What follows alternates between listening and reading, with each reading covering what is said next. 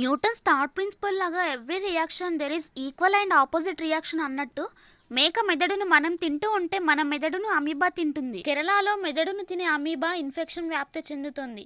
2 నెలల్లోనే 4 పిల్లలు brain eating amoeba బారిన పడగా వీరిలో ఇప్పటికీ 3 పిల్లలు చనిపోయారు. 4వ పిల్లాడు హాస్పిటల్లో ఉన్నాడు. కోజికోడ్ జిల్లాలో పయ్యాలికి చెందిన 14 సంవత్సరాల పిల్లాడు జూలై 1, 2024న ఈ బ్రెయిన్ ఈటింగ్ ఇన్ఫెక్షన్ సోకింది. అయితే మెదడును తినే అమీబా ప్రధానంగా మురికి నీళ్ల ద్వారానే మనుషులకు స్ప్రెడ్ అవుతుందని, దీనివల్ల పిల్లలకి ఎక్కువ ప్రమాదం ఉంటుందని తెలిపారు. ముఖ్యంగా పిల్లలు మురికి నీళ్లు ఉండే కాలువల్లో, చెరువుల్లో స్నానం చేయొద్దని సూచించారు. నెగ్లేరియా ఫోలెరీ అనే అమీబా వల్ల ఈ ఇన్ఫెక్షన్ సోకుతుంది. ఈ వ్యాధిని అమీబిక్ మెనింజోయెన్సెఫలైటిస్ అని పిలుస్తారు. వేడిగా, మురికిగా ఉండే నీళ్లలో ఈ అమీబా స్వేచ్ఛగా జీవిస్తుంది.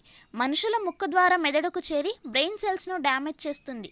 ప్రధానంగా పిల్లలకు ప్రాణాంతకంగా మారుతుందని డాక్టర్లు చెప్తున్నారు. తలనొప్పి, జ్వరం, గందరగోళం, వాంతులు వంటి లక్షణాలు వేగంగా ప్రారంభమవుతాయి. అందువల్ల 18 డేస్లోనే మరణానికి దారితీసే అవకాశాలున్నాయి. ఈ వీడియో మీకు నచ్చితే ఒక లైక్ ఇచ్చి కిందన కామెంట్ చేయండి.